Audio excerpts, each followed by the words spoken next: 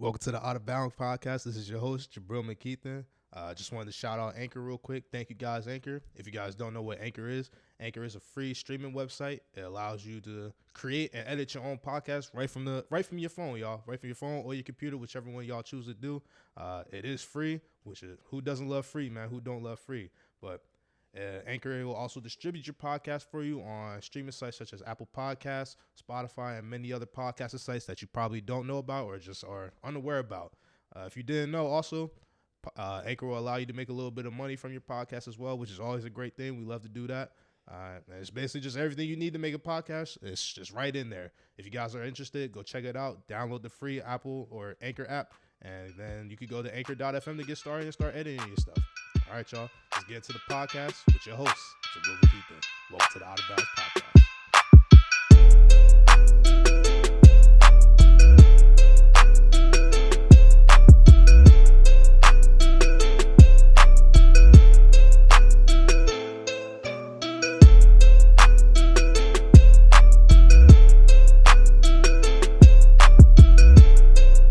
Welcome back to the Out of Bounds podcast with your host, Jabril McKeithen. I know it's been a while. I missed y'all. I know y'all missed your favorite podcaster, your mom's best friends, dads, friends' favorite podcaster. You know what I'm saying? I know you guys missed it, but let's get into it. You know what we're doing today, talking about NBA basketball specifically Sixers basketball.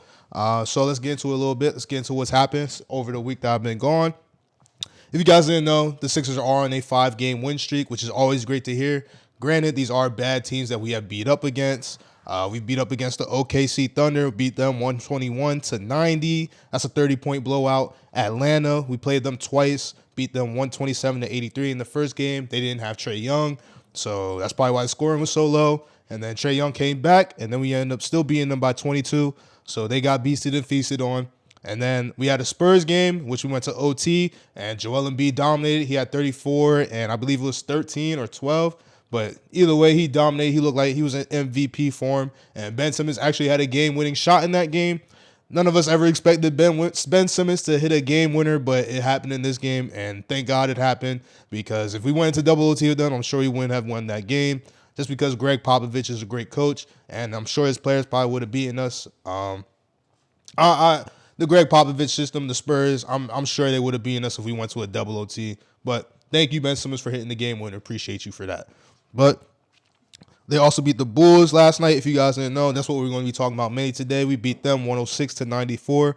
We'll get into that. The game should have been way, way bigger and way more open than what it was than the final score.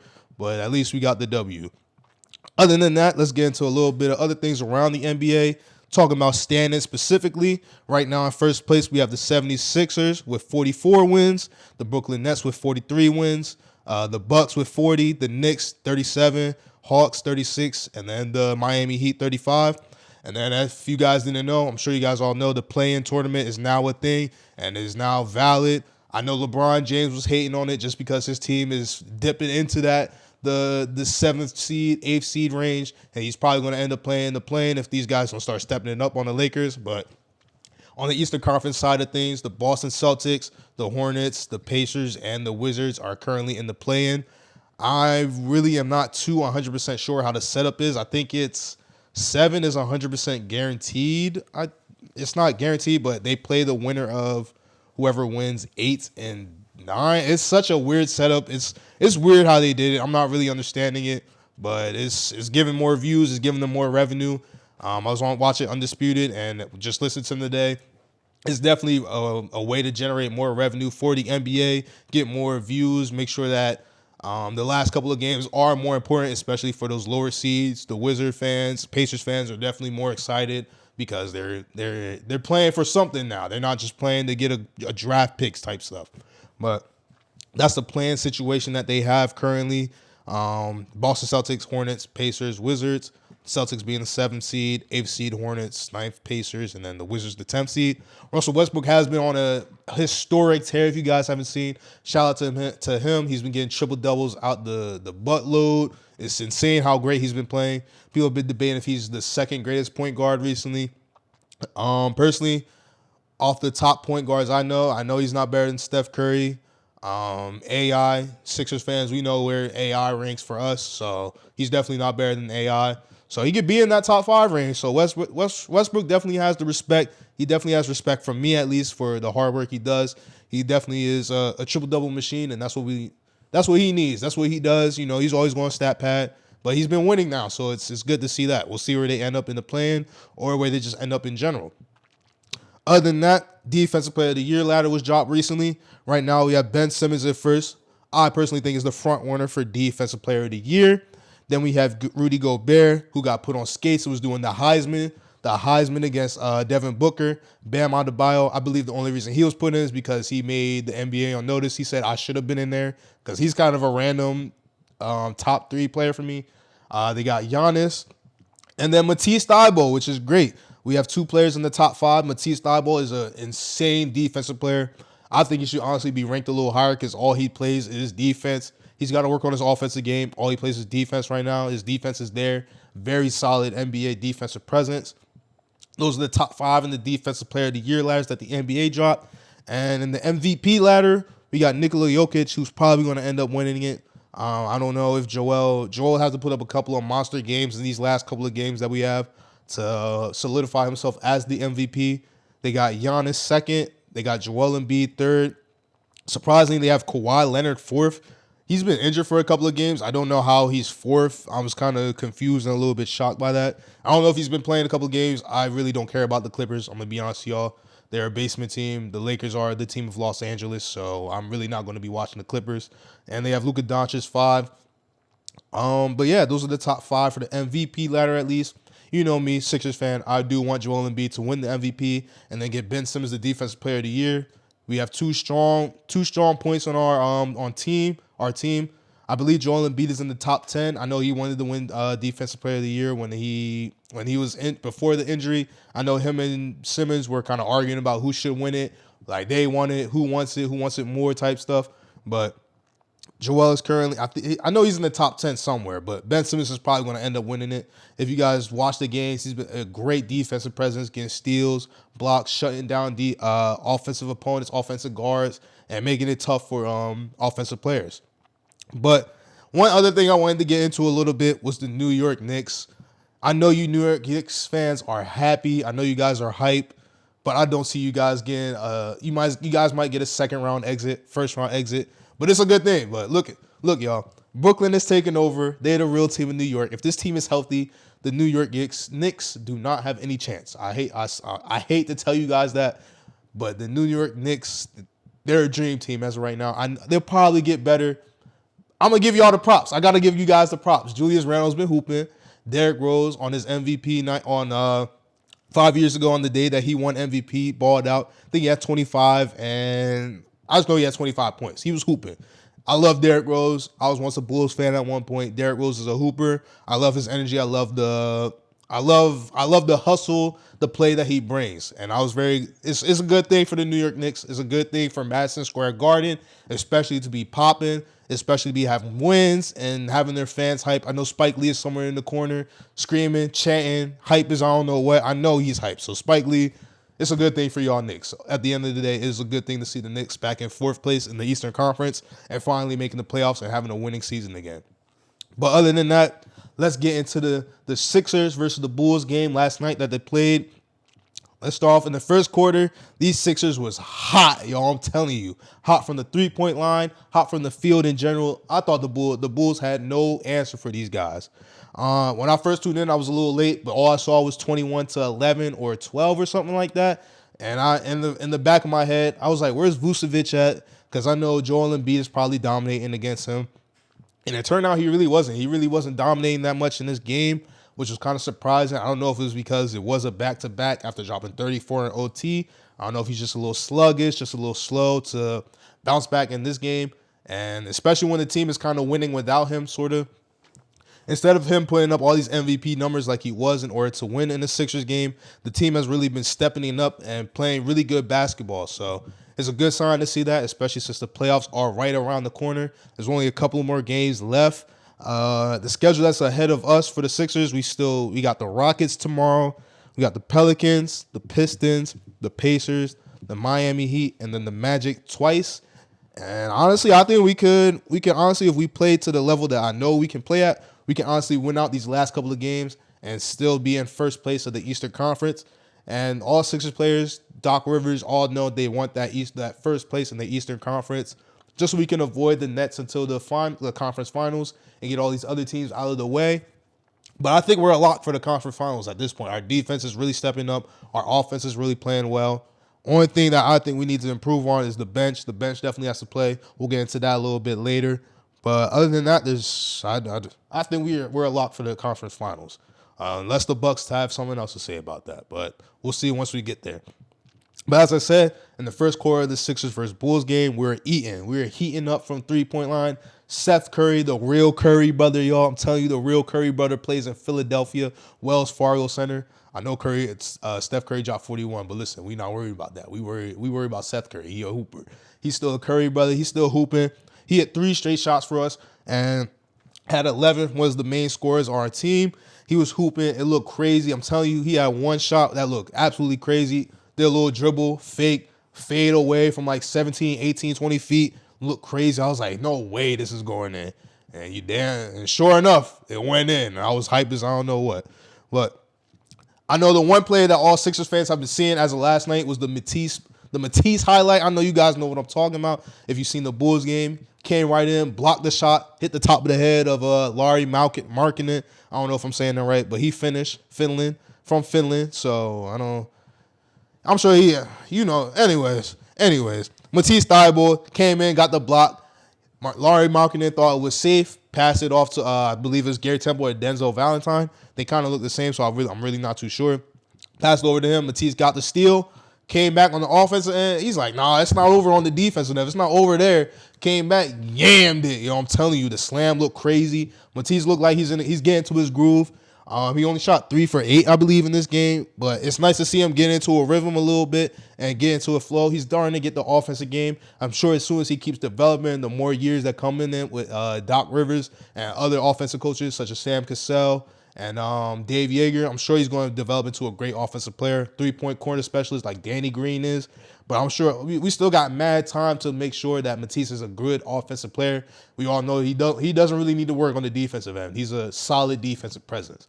But in the first quarter, we finished with 15 to 21 field goal percentage, which is great. The Sixers was just shooting amazing. And they held the Bulls to only 20 points in the first half. And that's great because, our defense is there. Getting to the second quarter a little bit, I wanted to appreciate George Hill and the presence that he has because he's a great shot creator. He's a great defensive player as well. Great 3-and-D player. He can make his own shots. Kind of like a Shake Milton, but better on defense, I believe. And you guys know I love Shake Milton, so it hurts my heart to say that. But George Hill is just a great defensive player, and he definitely fits into our system. Maybe he'll end up being the 6th man over Shake Milton come playoff time, but we got to wait and see. Shake Milton had a couple of threes off the bench, helped put up the points. We was blowing them out by, I believe it was 21 by the end of the first half. No, we was beating them by 17, but Shake Milton was doing good off the bench at the beginning of the first half. Looked good.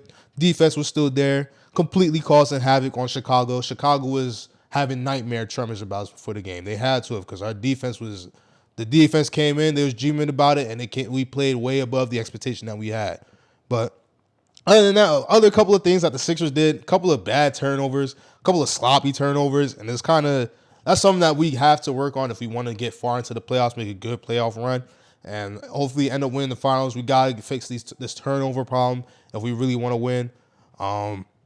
That's really one of the big issues in the first half. Other than that, we played a very great, solid first half of basketball. Great ball movement, great shots, great shooting. As I said, we finished 15 of 21 field goal percentage 15 of 21 field goals in the first quarter. So what more can we ask for? The 3 points were all falling. Danny Green was hitting a couple. Seth Curry. We was just coming out. Furkan Korkmaz did get injured in this game, unfortunately. Hopefully he is. Hopefully you do return back, come back to full health, full strength. Hopefully you keep balling out like you have been. Keep showing up, keep improving, and keep balling. First half, like I said, we were just too many turnovers, but great shooting, and the defense was still playing good as well. We finished 60 to 43 in the first half, and we just looked good. And moving on from the first half, we went to the third quarter. Joel Embiid had a little bit of an injury scare. He was holding his knee earlier in the first. I was kind of worried, but he ended up shaking it off and ended up continuing to play the full game. And one of the things that Tobias Harris said, he got interviewed after the game, and I really do see it.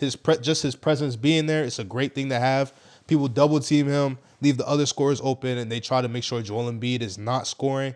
And I believe that's what just him being there is a great thing for the Sixers because we got scorers open, we got Seth Curry open, we got Danny Green open in the corner for a couple of times, and it just looks great. And I don't know what else to say.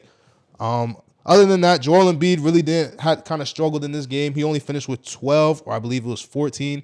One of the down games of his season. He only finished with 13 actually. He had 4 of 13. One of his worst games, I believe. Honestly, I was kind of shocked because they had Daniel Tice on him, Thaddeus Young, and I thought he was going to dominate against these guys. But as I said, maybe it's because of the back-to-back, the OT against the Spurs. That's really what I thought played a role into it.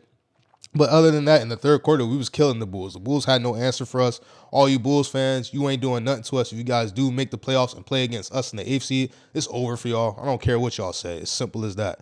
Tobias Harris started turning it up in the third quarter, started playing, getting to a little bit of rhythm. He was a little shaky in the first half, but he started to turn it up, started to really step up into the should-have-been all-star that he should have been.